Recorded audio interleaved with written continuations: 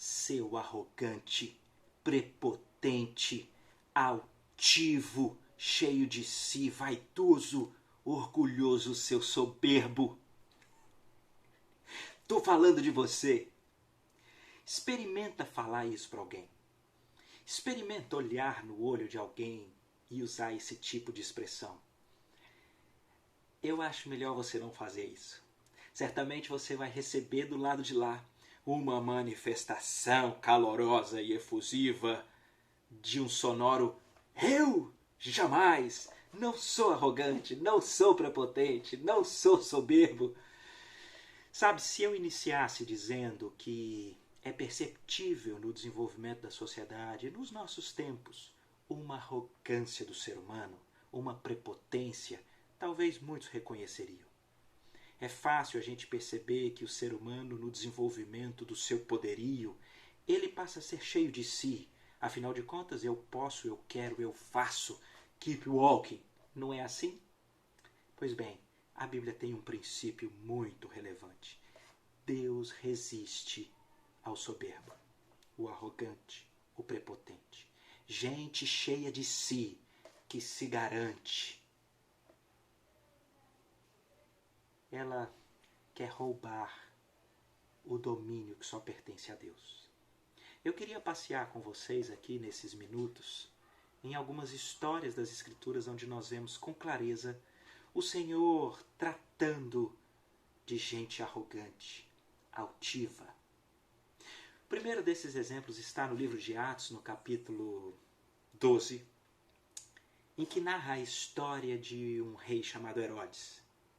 E ele é megalomaníaco, ele é cheio de si, mas ele faz um discurso muito eloquente e as pessoas então dizem, é voz de um Deus. E ele toma para si a glória como se um Deus fosse. A Bíblia diz que naquele momento ele começa a ser comido de vermes e expira, morre. É um ímpio cheio de si, sendo fulminado por Deus, porque ele roubou, se encheu da glória de Deus. O próximo exemplo está lá no Velho Testamento. No livro de Daniel, no capítulo 4, conta a história de Nabucodonosor, um grande rei, poderoso, não é verdade? Esse rei, ele foi rei do Império Babilônico e ele se tornou muito poderoso. E a Bíblia diz no capítulo 4 de Daniel que certo dia ele está pelo palácio e ele então olha e ele diz, olha tudo que eu edifiquei com o meu poder e para minha glória. Naquele exato momento uma voz dos céus diz a ele que ele vai pastar. É isso. Até que ele aprenda que o Altíssimo é quem tem o domínio, é quem tem o reino. E essa história já tem um desfecho diferente da de Herodes, porque passado o tempo dessa profunda humilhação de Nabucodonosor, ele é restaurado às suas faculdades mentais e então ele reconhece que há um só Deus que governa sobre todas as coisas. É o Deus Altíssimo, é o Deus de Israel. A terceira história que eu quero compartilhar com vocês, ela é sobre o rei Davi. O rei Davi era rei de Israel, foi um rei também muito poderoso. Mas é interessante que a Bíblia diz que ele foi um rei segundo o coração de Deus. Mas isso não o impediu de desenvolver no seu coração esse instinto humano de querer estar no controle, ter o domínio, atrair para si a glória das vitórias, dos triunfos. A Bíblia diz que Davi era rei, mas em todas as batalhas das suas vitórias, Deus é quem dava a vitória a Davi e ao exército. Mas em certo momento, essa história é narrada no segundo livro de Samuel, no capítulo 24, Davi então, ele fica muito inebriado com o poder dos seus exércitos e ele quer realizar um censo.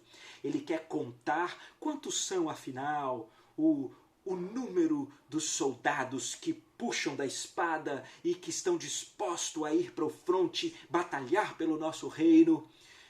Existe ali uma chamada de atenção de Davi pelo seu general Joabe, dizendo: não faça isso, Davi. Mas Davi quer. Davi quer saber quanto ele tem, quer saber que poder ele tem, quer saber quanto ele pode. E ele faz esse censo, e de fato é numerosíssimo, da casa de milhões, a quantidade do seu poderio bélico. Pois bem, da mesma forma o anjo do Senhor se revela a Davi dizendo: por que você fez isso? Que arrogância é essa? Que prepotência é essa? Que altivez é essa? Que postura cheia de si? Pois você vai sofrer, a nação vai sofrer.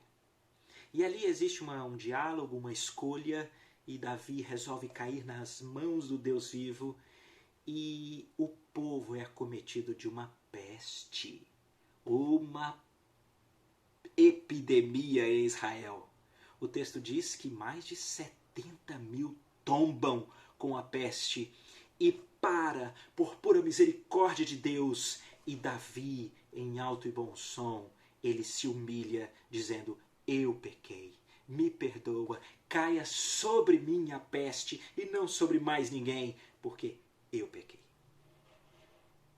Bem, talvez depois de eu falar sobre um ímpio que traz para si a glória de Deus e sucumbe e cai, depois de eu falar de um ímpio que ele atrai para si a glória de Deus, vai pastar e depois é restaurado e dá glória a Deus, depois de eu falar então de um homem temente a Deus, o rei Davi, que também quer ser cheio de si, prepotente, altivo, soberbo, e ele então é humilhado, mas se quebranta, talvez você esteja dizendo: é isso mesmo, né?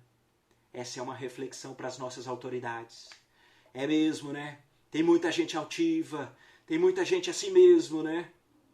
Eu queria terminar então dizendo a vocês de uma história que Jesus conta. Na verdade, foram histórias que ocorreram.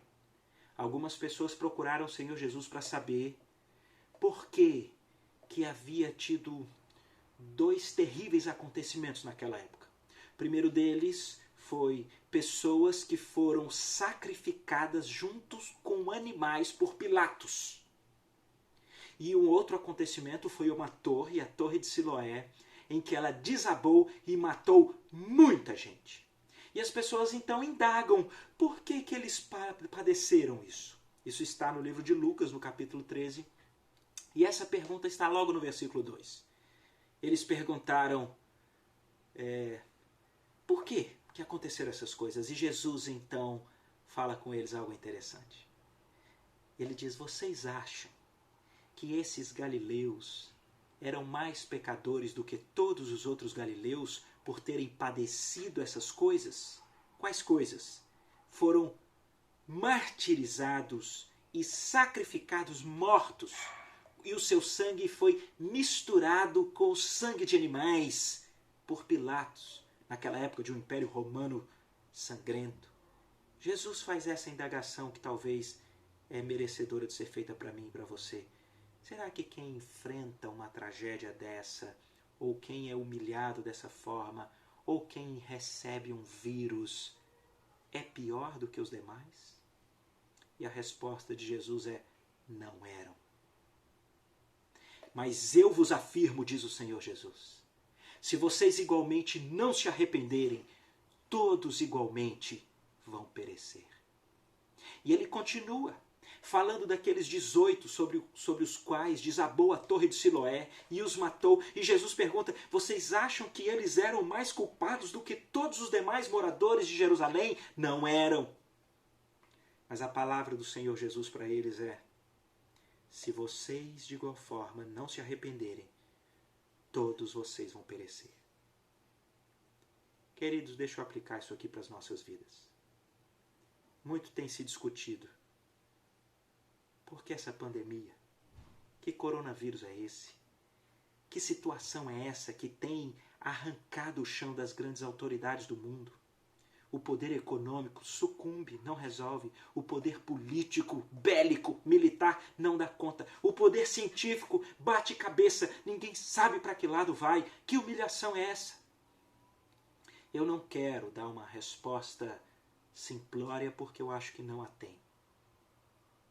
Mas eu quero usar esses princípios que eu compartilhei com vocês aqui e olhar para você. e perguntar para você: essa humilhação não deve servir para você e para mim, para que nós olhemos para a nossa vida e para a nossa história, e para que nós então nos arrependamos da nossa prepotência, da nossa altivez, do nosso orgulho, da nossa soberba. Porque é assim que nós somos. Nós confiamos no braço, confiamos no que faremos. Nós achamos que os nossos planos sempre vão executar, porque parece que a gente vai se acostumando a isso. Essa tirada de tapete desse período de pandemia é para revelar essa pequenez, é para revelar essa humilhação e para descortinar no nosso coração as questões mais ocultas que talvez nós não nos apercebíamos. Será que nós não confiávamos muito no nosso plano de saúde? Ou no SUS? Ou no Estado? Ou nas reservas financeiras? Ou no serviço, no trabalho? Ou nas minhas notas? Ou nos meus parentes? Ou nos relacionamentos? Será que não? Na verdade, a palavra de Jesus é a palavra para o meu coração e para o seu nesse momento. Se nós não nos arrependermos de querermos construir o reino da nossa vida sobre o nosso poder, sobre o nosso domínio, nós vamos perecer horrivelmente. A Bíblia diz textualmente que aquele que permanece rebelde ao domínio de Cristo na sua vida, sobre ele repousa a ira de Deus. João 3,36. E o seu futuro será num lago de fogo e enxofre. Há um perecimento que é muito pior do que isolamento, do que pandemia, do que ser acometido de uma doença, e se chama inferno, separação eterna de Deus e sofrimento da ira de Deus. O arrependimento é fruto dessa humilhação, onde percebemos que nós não temos as cartas nas mãos, nós não temos o dia do amanhã nas mãos, não serão estruturas humanas, poderes humanos, relacionamentos humanos ou condições humanas que poderão nos sustentar. Até aqui nunca foi diferente, sempre foi o Senhor. Mas muitas das vezes nós achamos que fomos nós. É hora de nos arrependermos. E de nos arrependermos dessa altivez, desse orgulho, dessa prepotência, dessa soberba. Humilhai-vos debaixo da poderosa mão de Deus, para que no tempo oportuno Ele vos exalte. Porque os sacrifícios que agradam o Senhor são um espírito quebrantado e um coração compungido e contrito. Esse o Senhor não despreza. É hora de eu e você fazermos essa oração. Me perdoa, Pai, porque eu vivo com os olhos no mundo. Eu acho que sucesso é conquistar condições, status, relacionamentos e poder desse mundo. E talvez o Senhor esteja revelando que a maior bênção que existe é nós entendermos que há um único que domina sobre todas as coisas e que o maior privilégio é quando Ele reina sobre as nossas vidas, porque então nós podemos descansar no seu poderoso e soberano poder e nós podemos descansar no seu amor. Porque a verdade que fica, queridos, é que Deus é soberano e que Ele nos ama. Que o Senhor encontre em nós um coração penitente, que essa humilhação que todos estamos passando nos leve para Deus e que isso seja o maior benefício de todo esse período da pandemia. A glória sendo de Deus e não nossa, e a nossa eternidade resolvida pelo que Cristo fez por nós lá na cruz. Ele morreu no nosso lugar, para Ele sofrer o inferno que nós merecíamos sofrer, para que recebêssemos a justiça dEle e nele fôssemos feitos novas criaturas. Somos filhos de Deus por meio daquele que nos amou. Que o Senhor aplique a sua palavra nos nossos corações.